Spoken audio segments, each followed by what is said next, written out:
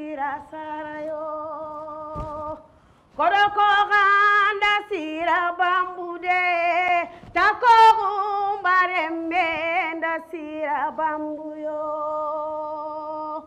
kuriyo lemme kurude simbali damma lemme jamuyo koroko ganda sira bambude kumba fatumare menda sira bambuyo kuriyo lemme kurude simbali damma lemme jamu. One upon a time, il était une fois, mais ça ne s'est pas passé sur la terre, non. Ni en profondeur des cieux, non. Ni dans les bas-fonds de la mer, non. Ni dans les airs. Il était une fois au ciel. Au ciel. Jadis, vivait au ciel à une époque dont nulle mémoire n'a souvenance. 3 jeunes gens. 3. L'un, Orilemere, était le fils de la nymphe Idja. Le second, Orisekou, était la progéniture de Ogun, le dieu du fer et de la guerre. Et le troisième, Afwapé, était du Dieu sage et du Dieu de l'intelligence. Ces 3 gamins vivaient paisiblement au ciel. Ils passaient leur journée à jouer au cache-cache, à gambader, à faire des bêtises. Et souvent, pour leur punir, il était chargé à un dieu de saupoudrer une poudre dans leurs yeux qui leur empêchait de voir pendant 2 heures ou 3 heures ou pendant une journée. Alors du coup, ils passaient plusieurs heures à pleurer et ils demandaient pardon et ensuite on leur remettait la vue. Donc ces 3 gamins vivaient paisiblement au ciel, entourés bien sûr des grands dieux et surtout du grand et suprême Dieu Ogun-Gun, le Dieu suprême. Alors, un jour, on ne sait pas quelle mouche a piqué ces 3 gosses. Un jour, ils décidèrent d'aller voir le Dieu suprême pour lui demander la permission d'aller sur la terre. D'aucuns pensent que c'est Échou. Échou, c'est le dieu espiègle, malin, qui de temps en temps crée des embrouilles dans la tête de ces 3 gosses. Mais la question demeure jusqu'à présent sans réponse. On ne sait pas qui. En tout cas, ils ont décidé d'aller voir Ogun-Gun, le grand Dieu suprême, pour lui demander la permission d'aller sur la terre. Alors, Ogun-Gun, surpris par la décision de ces 3 gamins, leur demande: mais pourquoi, bon sang, avez-vous besoin d'aller sur la terre? N'êtes-vous pas bien ici, dans ce coin paradisiaque? Ils hochèrent la tête, bien sûr. Mais alors, pourquoi avez-vous besoin d'aller sur la terre? Demanda Ogun-Gun. Alors, le plus sage des garçons, Afwapé, qui est le fils du Dieu de la sagesse et de l'intelligence, prit la parole et dit poliment à Ogun-Gun, le Dieu suprême: nous sommes désolés, mais nous voulons juste satisfaire notre curiosité. Allez voir comment vivent les gens sur la terre et découvrir la vie sur la terre. Surpris, Ogun-Gun se ressaisit. Bon, puisqu'il en est ainsi, D'accord. Mais laissez-moi vous dire une chose d'abord. Allez vous préparer et revenez me voir immédiatement parce que je dois vous dire certaines choses importantes concernant votre voyage. Les 3 garçons, tout de suite se précipitèrent. Chacun allait chercher une besace, des corilles, tout ce que vous voulez. Et ils revinrent voir Ogun Gun.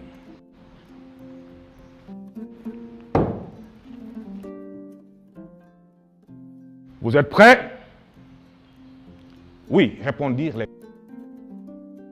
Alors ouvrez grandement vos oreilles et écoutez bien ce que j'ai à vous dire. Car ce que j'ai à vous dire, tout le succès de votre voyage en dépend. Vous avez un voyage parsemé d'embûches et d'obstacles à faire. Mais si vous voulez parer tout cela, voilà ce que vous devez faire. Lorsque vous quittez le ciel, allez tout droit devant vous. Ne vous retournez pas, même si c'est votre père ou votre mère qui vous appelle. Ne vous retournez pas. Ils acquiescèrent. Deuxième chose, vous devez passer chez Adjala, le potier, pour y chercher un ori. Ori veut dire l'âme, si vous voulez, la tête, si vous voulez. Troisième et dernière chose, soyez toujours poli à l'égard des hommes ou des personnes plus âgées que vous. Et sachez tenir votre langue. Après cela, Ogun Gun leur demandèrent de tendre les mains. Et il pria pour ces 3 gamins. À partir de ce moment, ils entamèrent leur descente sur la terre. Si le me fare, si le me begara comenta, kujombera kuso, kusoncha kenni karale, gitigile magambe di manjare, kutuntondo kuso, oyala di come, mahamadu remena kusonya, oyala di come. Jaga dembare mena kusonya ala di come ati saibare mena kusonya. Ils entamèrent leur descente sur la terre. Après quelques heures de marche, on entendit une voix. C'est la voix d'Ogun. Ogun, c'est le dieu du fer et de la guerre. Ogun est le père de Orisekou, l'un des gamins. Celui-ci disait à son fils, Orisekou, comment peux-tu entamer ce voyage sur terre sans venir me prévenir? Celui-ci, terrifié, dit à ses compères, à Afouapé et à Orilemere, c'est mon père qui m'appelle.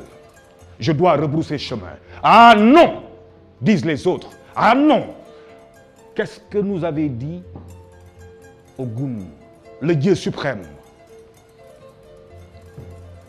Si une voix nous appelait, ne se fût-ce que notre père ou notre mère ne jamais rebrousser chemin. Ils étaient convaincus, tous, que c'était une règle à suivre. Alors Orisekou dit à ses amis, oui, vous avez raison, donc je ne retourne pas. Et 3 mètres plus tard, ou 3 heures plus tard, ou 3 jours plus tard, une autre voix résonne. C'est la Nef Idja, le père de Orilemere, qui appelle son fils. Celui-ci, terrifié, dit aux autres, ah, mais écoutez, moi, il y a mon père qui m'appelle. Non, disent les autres. La règle, elle est donnée. Ne jamais rebrousser chemin. Il dit, ok, d'accord, parce que c'était un faible. Il dit, oui, vous avez raison, les amis. Donc, je reste avec vous. Et 3 mètres plus tard, ou 3 heures plus tard, ou 3 jours plus tard, ou 3 semaines plus tard, la voix du sage, du Dieu sage, du prince des dieux, le Ifa Obarisha, résonnant sur l'ensemble du ciel. Il appelait son fils Afwapé. Afwapé s'arrêta, écouta attentivement cette voix majestueuse, cette voix sage et pleine de sagesse. Et il reconnut son père. Il dit aux autres, désolé, mais je dois rebrousser chemin. Ah non, non, tout à l'heure, quand notre père nous appelait, c'est toi qui nous disais, non, il ne faut pas se retourner, il ne faut pas, non, pourquoi toi? Mais lui, avec son caractère et sa politesse, il acquiesça et dit à ses amis, effectivement, je vous ai bien dit de ne pas retourner parce que c'était une règle, une loi, un conseil que nous avait donné au Gun, le Dieu suprême. Mais moi, il leur dit, mais moi, je suis le prince du prince des dieux. Mon père est le Dieu de la sagesse et de l'intelligence. Je me dois de retourner et d'aller quérir sa bénédiction. Tu es un lâche, le disent les autres. Ah, tu es un lâche. Ouais, mais vas-y, tu es un peureux, un poltron. Allez, retourne chez toi, voir ton père, espèce d'enfant gâté. Ouais. Ils l'ont traité de tous ces noms. Mais il n'a pas bronché. Il a accepté. Et il s'est excusé. Il a dit, je suis désolé, mes amis. Poursuivez votre descente. Moi, je me dois de retourner pour aller voir mon père. Il arriva, le Dieu de la sagesse et de l'intelligence. Afwapé, comment peux-tu faire une chose pareille? Comment peux-tu entreprendre un périlleux voyage sans venir recueillir ma permission et ma bénédiction? Afwapé, accroupi, dans une position de sage, répondit, Père, je suis désolé, je m'excuse. Et le père qui dit, bien, tu es excusé. Maintenant, tu dois reprendre ton chemin parce que c'est ton destin et il est déjà tracé. Tends les mains et que Dieu te bénisse et reçois ma bénédiction. Il tendit sa main ou ses mains. Il reçut alors la bénédiction de son père, le Dieu de la sagesse et de l'intelligence. Alors, va-t-il retrouver les deux autres? Ou va-t-il faire chemin seul? C'est la grande question. Et seul, est-ce qu'il va s'en sortir? Sans ses amis? Et ces deux autres, Oliremere et Orisekou, qui ont des caractères que nous connaissons, belliqueux, l'un, Orisekou, parce que Dieu, fils du Dieu de la guerre, et l'autre, Orilemere, qui est le fils de la nef Idia. Est-ce qu'ils vont s'en sortir sans? Le destin qui les a séparés va en juger.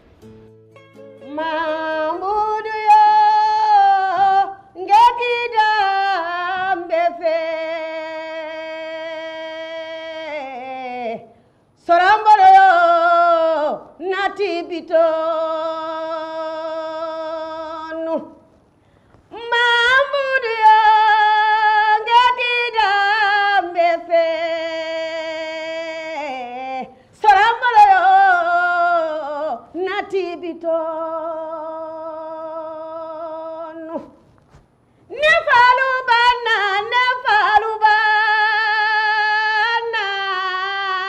kirini wayo muke musani muke dantuma.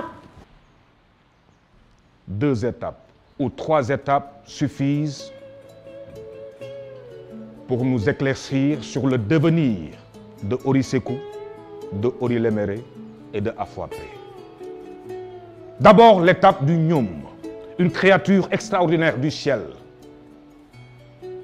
qui passe tout son temps à enfiler des ignames. Parce que c'est une punition qu'il a reçue des dieux. Et il est condamné à enfiler des ignames durant tout le reste de sa vie pour être pardonné. Ori Sekou et Ori Léméré arrivent devant le Nyom. Monsieur, s'il vous plaît, nous avons besoin de voir chez le chemin qui mène chez Adiala. Ori Sekou qui parle. À voir le ton, on sent tout de suite que c'est lui qui parle. Le Nyom qui dit, oui, je ne vois pas de problème, mais si seulement vous pouvez attendre que je finisse d'enfiler toutes ces ignames avec mon aiguille. Non, on ne peut pas attendre, nous, on est pressés là. Tu nous fais ça ou tu... Ah, le Nyom se sent blessé. Alors il leur répondit, si vous voulez attendre, tant mieux. Si vous ne voulez pas, tant pis. Étape faussée par Ori Léméré et Ori Sekou. Arrive alors l'étape de Afouapé. Bonjour, messieurs. Le Nyom qui bourgonna quelque chose. Je suis là parce que je cherche le chemin qui mène vers Adiala le potier. Parce que je vais y choisir un Ori pour aller sur la terre. Le Nyom qui bourgonna. Bon, je ne veux pas de problème. Si tu peux attendre, c'est bon. Si tu ne veux pas, laisse tomber. Et Afouapé, toujours sage, répliqua. Oui, je veux bien attendre. Le Nyom qui répondit, tant mieux. Il s'installa 1 nuit, 2 nuits. Les ignames n'en finissent pas de tomber. Après un tas, enfiler, un autre tas, descendre, un autre tas, descendre. Qu'est-ce qu'il propose au Nyom? C'est de l'aider à enfiler les ignames de manière plus rapide. Il l'aida et il eut la bénédiction du Nyom qui lui indiqua le chemin qui mène vers Adiala le potier. 2e étape. L'elfe, une créature du ciel très bizarre, qui prépare sa sauce. Ori Sekou arrive avec Ori Léméré. Ah, toujours le belliqueux Ori Sekou. Qu'est-ce qu'il va faire cette fois-ci? Il donne un coup de pied à la marmite de l'elfe. Celui-ci était furieux et lui maudissait. Il partit avec Ori Léméré.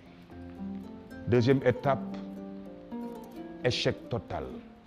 Arriva alors le tour de Afouapé, qui non seulement attendit tout à fait que cette sauce soit bien cuite, mais il proposa même du sel qu'il avait emmené avec lui à l'elfe. Celui-ci trouva ça excellent parce que l'elfe ne connaissait pas le goût du sel. Et il remerciait plusieurs fois et bénit plusieurs fois cet enfant qui est le fils du Dieu de la sagesse et de l'intelligence. Il lui indiqua le chemin, le bon chemin qui mène chez Adiala le potier. Mais en même temps, il lui donne un secret. Il lui révèle que Adiala est un créancier. C'est quelqu'un qui a beaucoup de dettes. Que si tu arrives devant sa porte, si tu trouves quelqu'un en train de crier ou quelqu'un en train de l'attendre, demande-lui, est-ce que Adiala lui doit quelque chose? Si oui, si tu règles ce problème, Adiala, tu verras Adiala et il te rendra bon service. Nos 2 autres amis se sont heurtés à une autre créature, mais sauvage, plus belliqueuse. qui les a maudits, frappés et induits en erreur. Afouapé, lui, poursuit son chemin. Il arrive chez Adiala, le potier. Adiala, mais où es-tu? Rends-moi mon argent. Qu'est-ce que tu fais? Je sais que tu es là, tu es caché quelque part. Afouapé s'approche.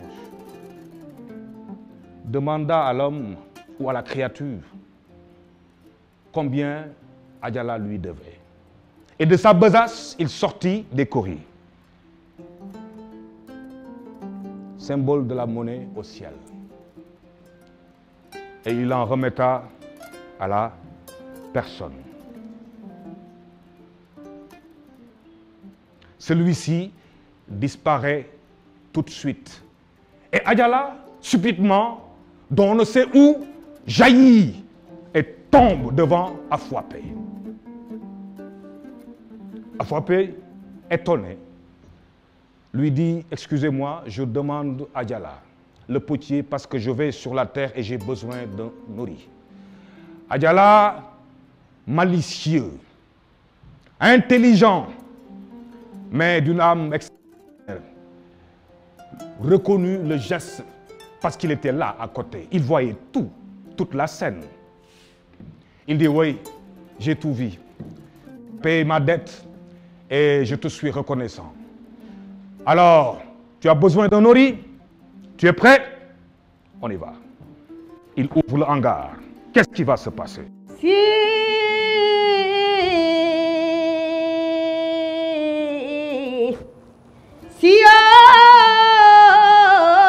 guneta montanga.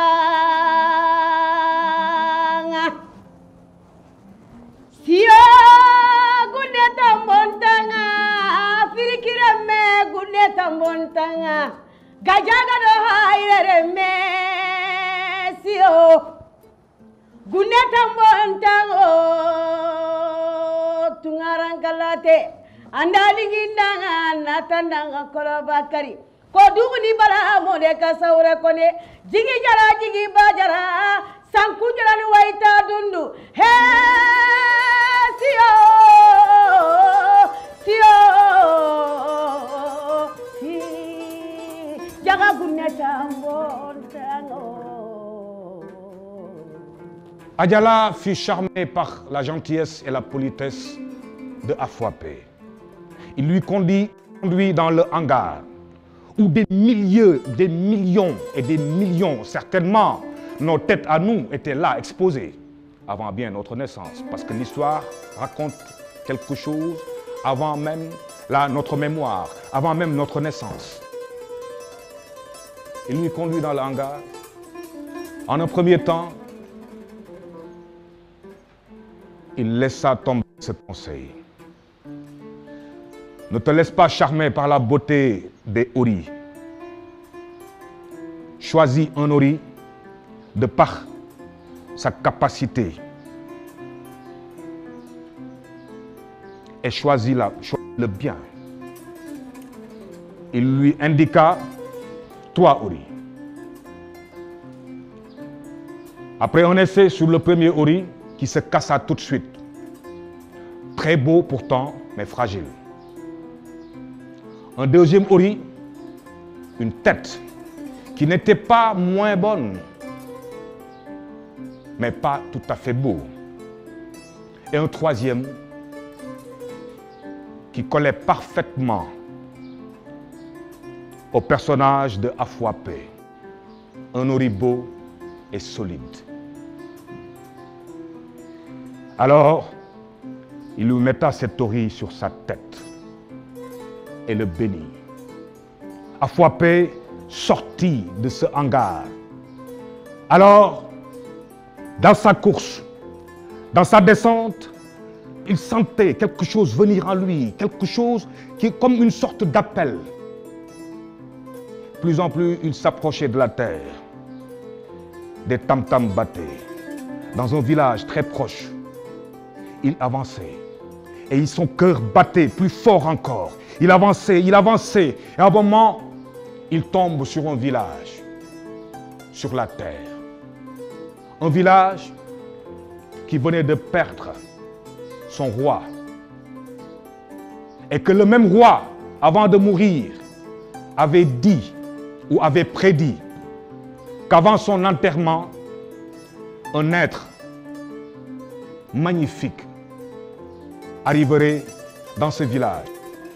Il avait dit à tout son peuple que c'est lui qui allait devenir le roi de son peuple. Afouapé arriva sur ce village au moment dicté par ce roi déjà mort. Tous les symboles et tous les signes correspondaient à son personnage. Il fut tout de suite intronisé roi de cet empire.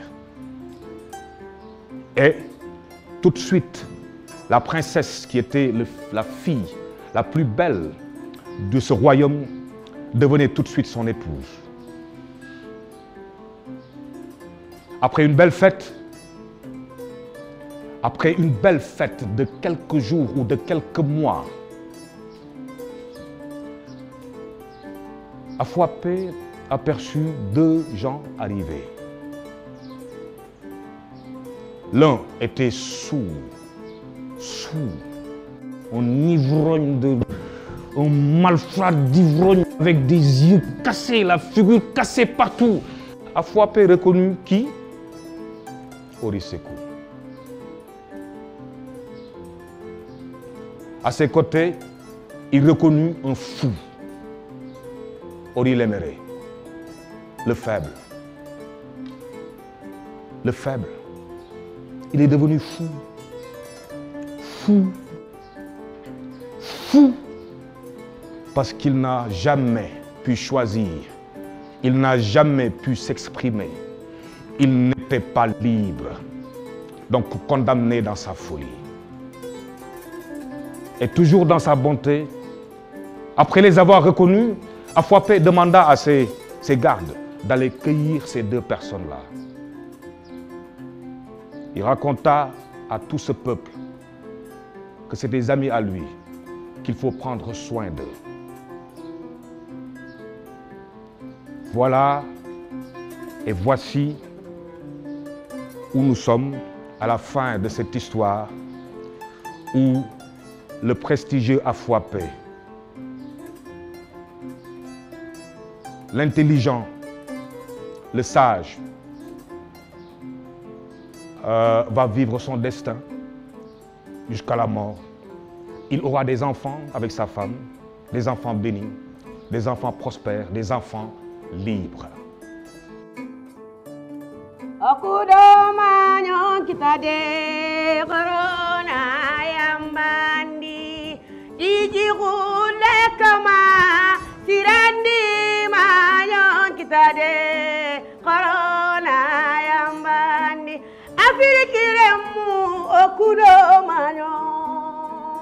C'était le choix de Lori. Merci.